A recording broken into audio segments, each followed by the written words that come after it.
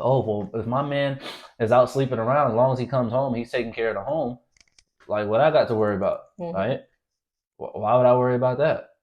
He's taking care of his business at home. Yeah. That's how it used to be back then.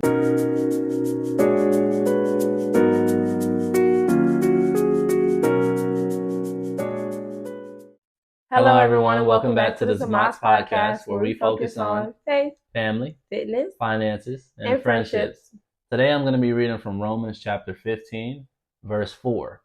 And it reads, "For everything that was written in the past was written to teach us, so that through the endurance taught in the scriptures and the encouragement they provide, we might have hope." Amen. Amen. All right, ladies and gents. Today we're going to start off with our questions that we start off with every podcast. This one, we're doing, who are you? Do you know who you are?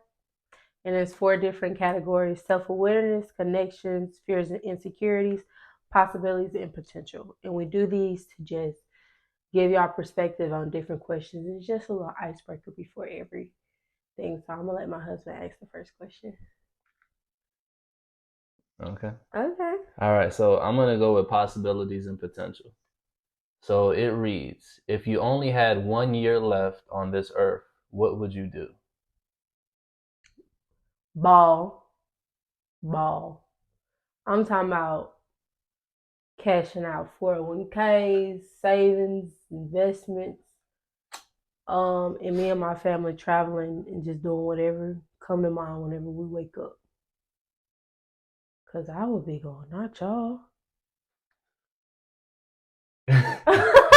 Exactly. It says you. If you only have 1 year left. Yeah, I would do that. I will make a whole bunch of videos for when I don't want to talk about that. I would make a whole bunch of videos to talk to them every single day, like literally a whole bunch of videos that like encouraging things and things that they're gonna have to know, just a whole bunch of everything and creating a whole bunch of experiences. Okay. What would you do? So if I only had 1 year left on this earth, what would I do? And I wouldn't cash out everything since I'm the only one. What would I do if I only had 1 year left on the earth? Well, I would do everything on my bucket list. I don't want to go down my whole bucket list, but definitely travel. Is it long? It's not really long. Yeah, fairly. Travel, skydiving, deep sea diving, go do an African safari. Um, I mean, there's a good bit of things I would do, but I would just tackle my bucket list. To shorten my answer. Okay. All right, next question. Self-awareness. Are you emotionally resilient? How do you handle emotional upheaval? What is it? Emotional upheaval. Upheaval. How, are you emotionally resilient? How do you handle emotional upheaval? Upheaval? That's upheaval? Upheaval. Yeah, I think that's how you pronounce it. Upheaval. Am I emotionally resilient? Yes. How do you who am I to say that I'm emotionally resilient? Okay. I think I am emotionally resilient. I can withhold my emotions in situations when need be.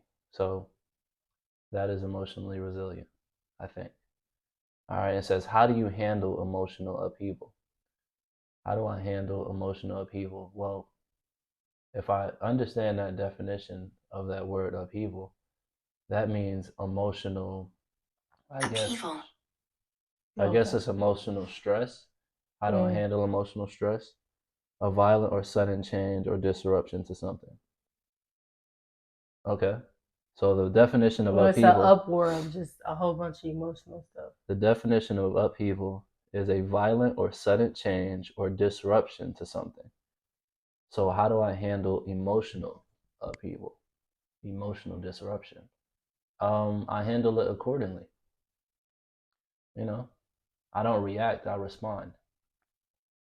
But I learned to do that. That was a process. This is part of the reason why I don't like being angry, because when I get angry, and I think this is with anyone, but specifically me, when I get angry, I feel out of control. I feel like I may say something or do something because I'm acting out of anger. right? And when you're acting out of anger, you don't have control over anything, over your Mm-hmm. emotions, over your, physiology. You just don't have any control, right? Um, so that's my response. Yes, I feel like I am emotionally resilient because I'm a woman and we're naturally emotional, which means we have to handle our emotions a lot more. We come across more emotional issues more, so that makes us naturally resilient. And then how do you handle emotional upheaval? Um, I feel like I just I tackle each thing one by one. So some things I feel like I 100% have it in the bag, and then some things it gets to me emotional because I'm an emotional being. So some things go great, something goes where I have to sit back at the end of the day with like I could have handled that better, or I could have did something different to handle that situation. But I feel like it's I feel like it's about 90-10. So 90% very well at handling any type of emotional situation. And then about 10% that I'm going to react emotional. And the only way I really react emotional about something if it's concerning him or my kids. Everything else, I can like tackle that with no issue. But if it's dealing with like something concerning them that's going to affect them, yeah, sometimes I react emotional because I'm emotionally tied to them. So Yeah, that's good. yeah, That's good, bro. Okay, next question. Oh, it's your turn. it's your turn. I just read this one. You did just read that one. Okay, so I'm going to read fears and insecurities. All right, it says, are you being honest with yourself? Do you avoid certain truths because they are too painful to acknowledge? Ooh, Ooh, that is a great question. that is a great It's so good, question. I want to read it again. It says, are you being honest with yourself? Do you avoid certain truths because they are too painful to acknowledge? Oh, for Wow. sure. I feel like I'm very honest with myself. Do I feel like there's certain things that I avoid because they're too painful? Absolutely. Yeah. There's certain things that I don't even remember until I get deja vu about the situation. That pain is revisited, and then I have to deal with it then. But just sitting back thinking about something and like, let me visit every time that happened in my life that caused me pain. I don't do that. I address the situation when it comes up. Like I said, there's so much that happened in my life that where it's like my brain, and I feel like God has purposely pushed it in the back of my head to where I have no remembering of it until something happens and I'm triggered by it, and then I have to face it because it's so much that you have to deal with and have to evolve as like just a human in general, Mm-hmm. that you have to face it one by one. Like I can't tackle all the issues, all the pain that I've been through all in one sitting or all in one just big lump sum for something. Like it's piece by piece. I don't feel like I intentionally avoid pain or intentionally avoid anything that I've been through because it's too painful to acknowledge. Mm-hmm. But I think for sure there's certain things that my brain like just cuts off that I don't remember until I need to remember again until God says it's time for me to deal with it. Yeah, that's good. What about you? That's really Are you good. being honest with yourself? Do Um, you avoid certain truths because they are too painful to acknowledge? well, that first question is very vague. Am I being honest with myself about what? So I lie to myself sometimes. Fears and insecurities. So that's the subtopic. So just base it off of that. Fears Am and I being okay? insecurities. Am I being honest with myself about my fears and insecurities? Uh, yeah, yeah. I think at one point in my life I wasn't, Mm-hmm. and maybe it's been recent. The change has been recent that I've been more honest with myself about fears or insecurities or things that I need to change as a man. I've been more honest with myself as of recent, maybe like the last year or year and a half, say 2 years. I've been more honest with myself, which is allowing this evolution process, right? Me growing into the man that I'm supposed to be. So yes, I would say yes, I'm being honest with myself. But again, I had to work to that point, right? At one point, like almost all of my life, I wasn't honest with myself. And a lot of us do that, right? We lie to ourselves to make Mm-hmm. ourselves feel better about whatever we're dealing with. right? We're the greatest liars to ourselves, Mm-hmm. right? But if somebody else points out that same thing, we tend to get offended, but we only offended because it's true. Right. Okay, so anyway, do you avoid certain truths because they are too painful to acknowledge? I did. Now I do not. I don't avoid truths because they're too painful to acknowledge. I can't do it anymore because I learned that when you avoid um, anything, when you have a situation that needs to be addressed and you don't address it, it just becomes a bigger situation, Mm-hmm. right? There's the second law of thermodynamics is the law of entropy, right? And the law of entropy says that anything left to itself tends to move more and more towards disorder. Okay, I'll repeat it. Anything left to itself tends to move more and more towards disorder. Okay, so how does that apply here? Well, if I have, let's just say I have a something I need to say to somebody, right? Because it's been bothering me for a while. Well, if I leave that statement of what I need to say to itself, right? If I don't say it and time just progresses, then eventually it's going to turn into a bigger issue, right? Eventually I'm going to blow up on that person. Instead of me just tackling the issue when I have the issue, if I wait and I prolong it, it's going to become a much bigger issue. And then at that point, it can ruin relationships, right? Mm-hmm. It can ruin you just depending on what the situation is. So at one point, I did not acknowledge truths because they were too painful, but I'm at a place in my life where I do acknowledge truth. I actually prioritize that because I understand the ramifications of not, acknowledging things that need to be acknowledged. That's good. I also wanted to add, if you guys have not watched all of our episodes, go to the episode where um we're talking about having tough communication, how holding back for somebody can hinder them as well.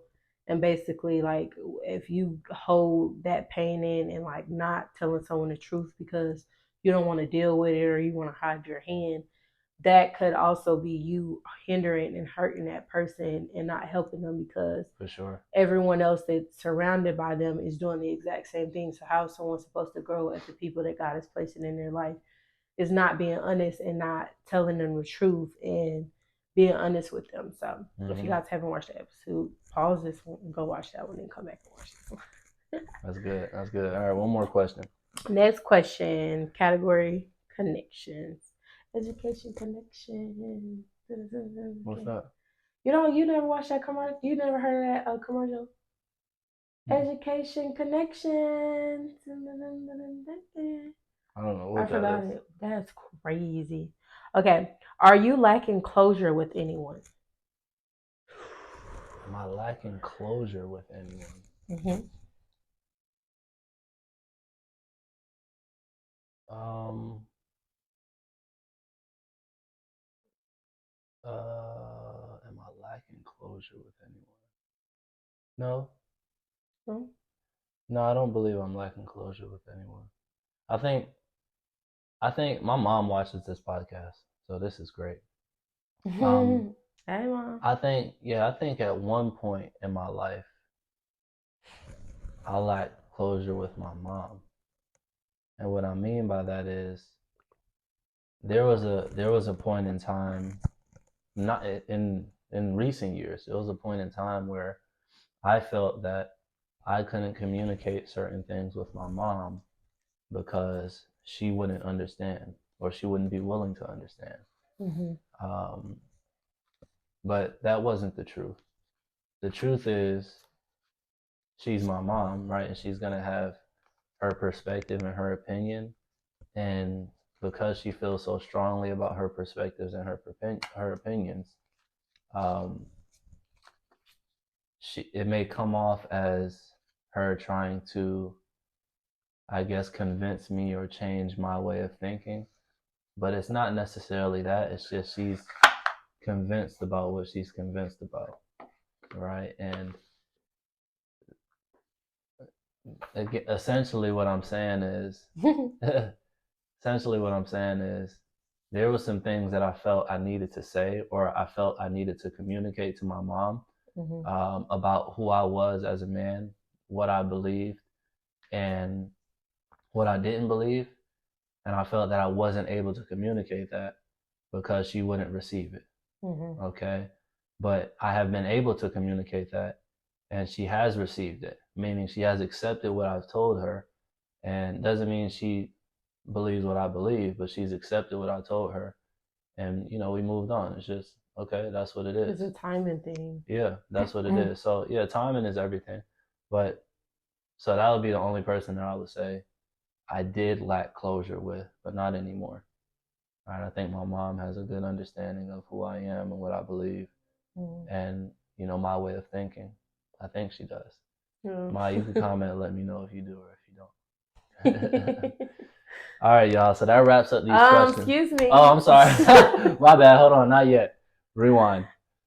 Do you lack closure with anyone? Yeah. Who? It's a couple people, to be honest. Okay. And I just think it's a timing thing. For sure, my stepmom. Okay. Those things have to be said face to face, regardless of no reconnection, but just certain things need to be said. To just close that chapter completely because it's not closed.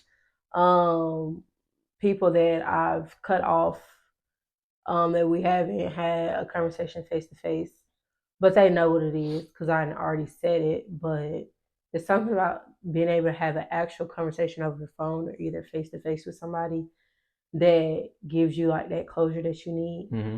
And I don't know if it's necessarily closure, but just a sense of I verbally said it out loud. Yeah. So, okay, that like seals it. I said what I said, I stand on what I said, vice versa. And we go our separate ways, even though I'm already separate ways with these people. Certain family members for sure. I would say most definitely on my dad's side.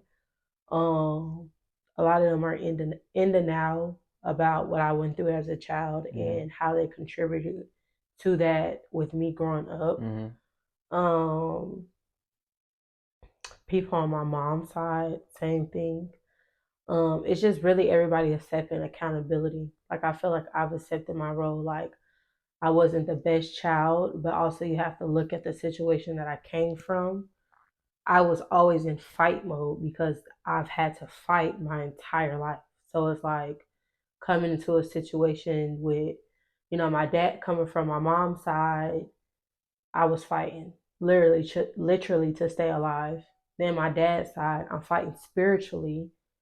And then when my dad got, a family and got married, I'm fighting mentally, physically, spiritually, emotionally. Then as an adult, I'm finally done fighting all of those at the same time. And now God's like picking it apart. So I feel like closure with just every chapter in my life where it hasn't been accountability. Mm. And I feel like that's in a way every sector in my life, from my childhood to young adult to grown adult. It's just conversations that need to be had. Yeah. Verbally, because everyone's hiding behind it and like little bitty.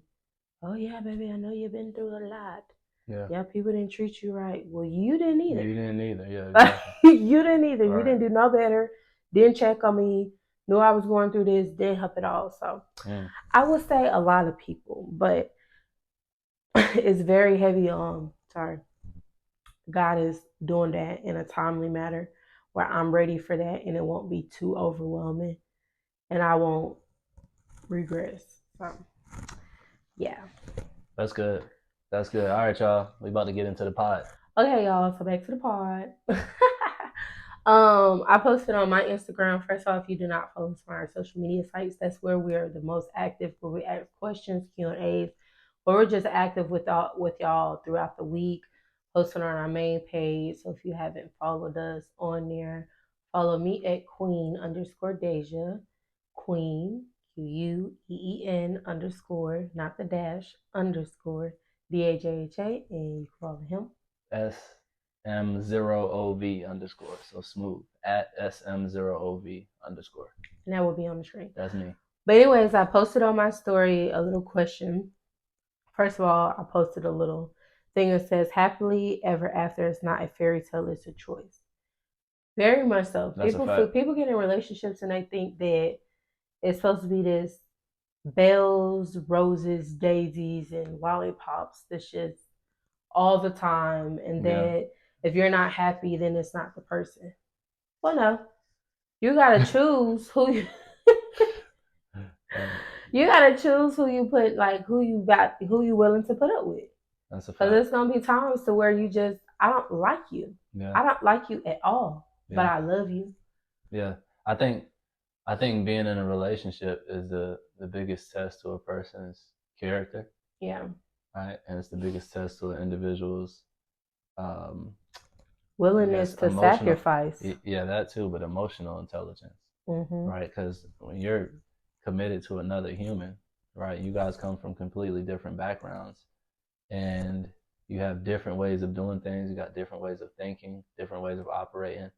It's a challenge, right? And if you are with somebody, or if you're deciding to be with somebody, or considering to be with somebody, you just want to take into account you're not only taking on that person, but you're taking on that person and all of their habits, right? Mm-hmm. And everything that they've been through as well, right? So it's not, you don't just take a person at face value, right? Because they look good, they smell good, they dress nice, and you're just like, okay, this is who I got. No, right? There's a lot more that comes with it, and social media really does a disservice. It's not social media; it's people's perception of social media. Well, I also feel like it's Yeah, two-sided. It's people on social media too. yeah. Like, There's you definitely people can't fronting. trust everybody. Like, it's Yeah, some people that, there's certain people that I follow on social media that reveals like the nitty gritty. Like, reveals like, okay, like I don't like him right now. He don't like me right now. right, We're going through a rough patch. We're gonna figure this out and we'll be back. right. That's being honest. That's Yeah, letting people know that, okay, it's not always, oh, we're just traveling, oh, he don't work, she don't work, we just got this successful business and that's how we got there and that's that.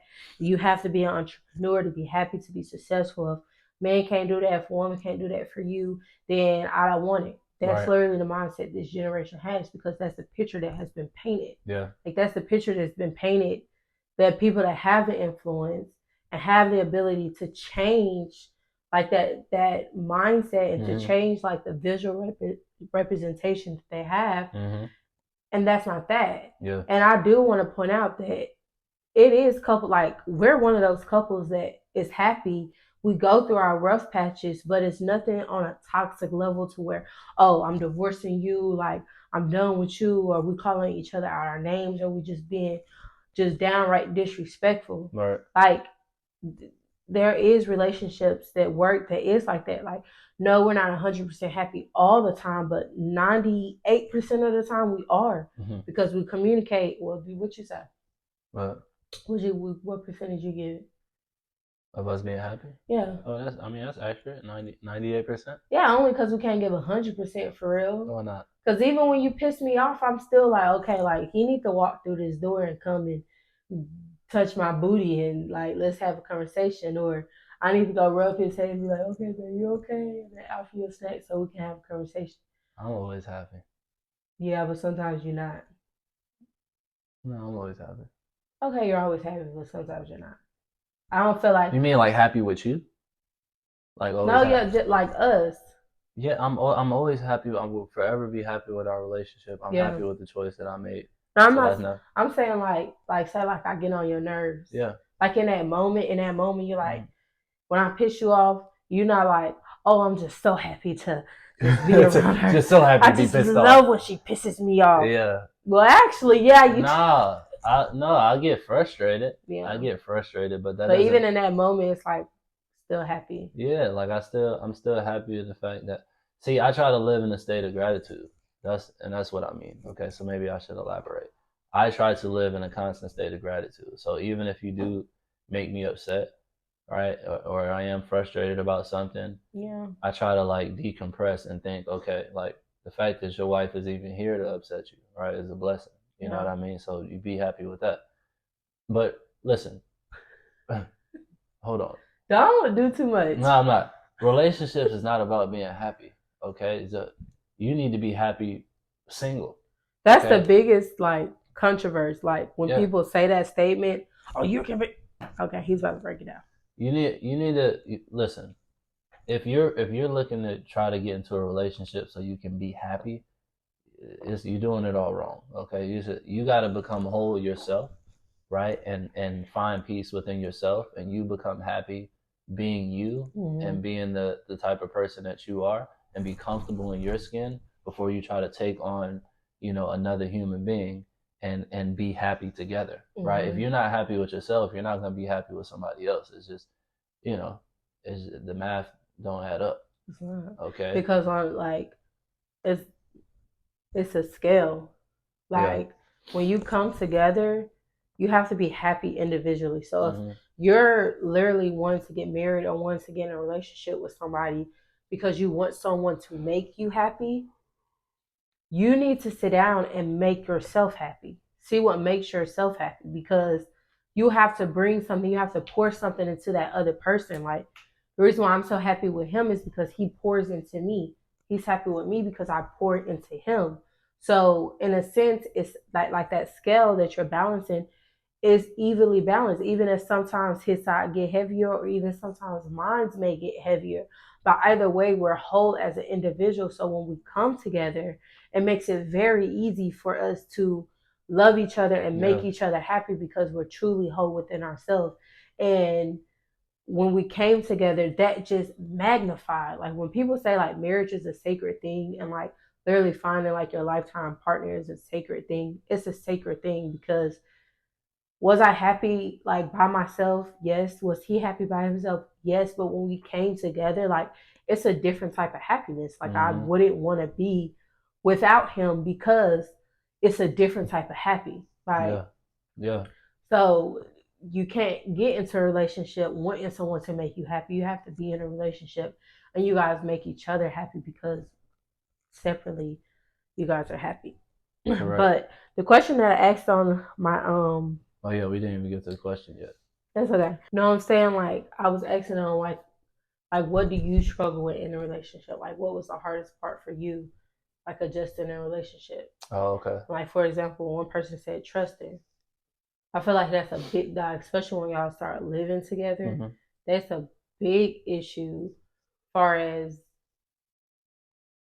just coming together as one. Like you have to trust that person to do what they gonna do, especially if y'all renting together. Like, are they gonna pay their bills? Like the conversations that nobody really want to have. What's your credit score? How much do you make? That's a fact.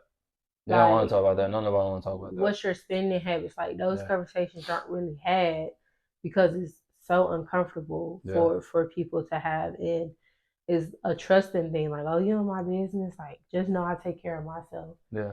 And you take care of you. You can't go in a relationship with this mindset of people do that. Yeah. In a relationship. Yeah. And I would say like, especially like our generation, like a couple generations before us, they're heavy on that. Like the mindset of the females now, like because like a lot of females have like their own, businesses and stuff like that. They have that mindset of, oh, I can do this for myself. So when they get in a relationship, oh, I don't need your money. I don't need you to take care of me because I got it on my own. But with that mindset, you have to realize that you're still operating as if you're single and you're not. Yeah. Like when you get married to somebody or you're with somebody, you can have your own, but to still operate as if you're single, stay single. Yeah. That money comes together. Y'all build and y'all grow that money together. Now, if it's a conversation needs to be had, okay, like I got my own business and say like the dude don't have his own nothing. Okay, you know what you're walking into. Right. So if you don't want to walk into that situation or you don't want to fully commit to him because he's not on the status that you're on, then you need to stay away. Y'all don't need to move in together. Right. Or if he makes less than you don't have an issue with that. Okay, well, that conversation need to be had. Like, okay, I know you make less than me, but to make it fair on both of us, or to make me feel more secure and comfortable, like in our relationship, then you gotta pay half on rent, or you gotta pay the rent and I'll pay the rest of the stuff. Like just little conversations like that, because not every marriage, not every situation is gonna be the same. Like the times have changed. Like there's majority of the females making more money than the males. I think, So yeah, basically, they're the breadwinners now. I think that's, I think that's, I think that's why our divorce rate is upwards of 50% Mm-hmm. because the traditional roles have been Reversed. they've been they've been reversed. Yeah, they've been tampered with. All Mm-hmm. right, we have, and no, I ain't judging nobody. Okay, and but listen, we got women that are independent, making a lot of money, doing their thing, Mm-hmm. and then let's say they come in contact with a man that is making less money, and then the woman tells the man, well, be a man, Mm-hmm. right? Be a man, handle your business, and he says, okay, well, I'll buy you something. He says, well, I got that, right? Yeah, I'll give you some money, I got that. I'll buy you a car, I got that, Right. right? I'll take you to get your hair done, I already did that, Right. right? So as a man, our role is to protect and provide, right? That's the traditional role of a man, is to protect Mm-hmm. and provide. If we have a woman that has a gun, right? She has, or she got security, right? Depending on how much she's making. She got a gun, she got security, and she got money, but then she comes in contact with a man and she's asking him to be a man and he's not able to fulfill his role as a man, his traditional role as a man, then there's conflict there, right? And there's a loss of respect, right? Because the woman is seeing the man as, oh, you just here essentially, you just taking up space. I can handle my own, right? I really don't need you. Mm-hmm. It's just like I need you for the physical aspect, but other than that, I don't really need you. I can handle Mm-hmm. myself, right? So I think that is what's called, Shifted it. that's played a big part in our divorce rates being so high Yeah. because there's a lack of respect in the roles of a woman and a man. Mm-hmm. Right? There's a lack of respect for each other's roles. That's why back in the day, remember I sent you that post of that old lady, that older lady Mm-hmm. that said, "Oh well, if my man is out sleeping around, as long as he comes home, he's taking care of the home. Like what I got to worry about, Mm-hmm. right? Why would I worry about that? He's taking care of his business at home. Yeah. That's how it used to be back then because they had respect for each other's roles. And as long as that individual was fulfilling their role and they were doing what they were supposed to do, whatever else they did was just like it was fair game. Yeah. Yeah. And I know that's not right. That's not necessarily right the way we view it, but that's just what it was back then, Yeah. right? Oh, there was a respect for each other's roles. Because if Now, he had respect for her role, he yeah. wouldn't be out sleeping with another woman. Well, no. I'm not even saying no. He does have respect for her role because her role at that time, her role was being the homemaker, right? She took care of the children. She cooked the food. Like and she sexed him down. Exactly. That was her role, and Right. his role is to provide, right, physically, mentally, emotionally, right, to your wife. Right. Like back in the day, they didn't play that. Like it wasn't people sleeping and cheating around because everybody was married in that time. Like there was no bastard children for real. So it's like that's where it's like. Oh no, we're not on the same page. That post that I sent you, that woman. I didn't know how old she was because like she was old. She was like in her 70s or 80s. Yeah. But back in the day, they would sleep around a lot, but they would take care of their business. Yeah. That was the point that she was making. She's like, well, that's why our grandparents got 15, 20 kids. Yeah, they were horny. You know what I mean? They would sleep around, right? But it's like they took care of their business at home. Mm-hmm. Because they had a responsibility, right? And they knew their role and they had a respect for that role. Yeah. And they fulfilled that role. And as long as that role was being fulfilled and there was a mutual respect for each other's role, then everything else you did was just like, hey, you living life, you're doing your thing, no problem. Just don't disrespect me. Don't bring nobody to the house. Mm-hmm. Don't do none of that in my face. Don't let me catch nobody in my bed. Because then it's an issue. Because that's disrespectful. But if you out, I don't know what's going on. I'm not about to scroll through your phone. I'm not about to try to find something. They didn't have that to even do. Yeah, exactly. So I'm not about to scroll through your what is it, letters. I mean, I don't know. But I'm not about to go looking for something because I'm going to look for something and I'm going to find it. Right? Yeah. I ain't going to do that. You taking care of business at home or you taking care of business while you're out and about and you come home and you taking care of business, we good. Right? Yeah. But now it's not like that.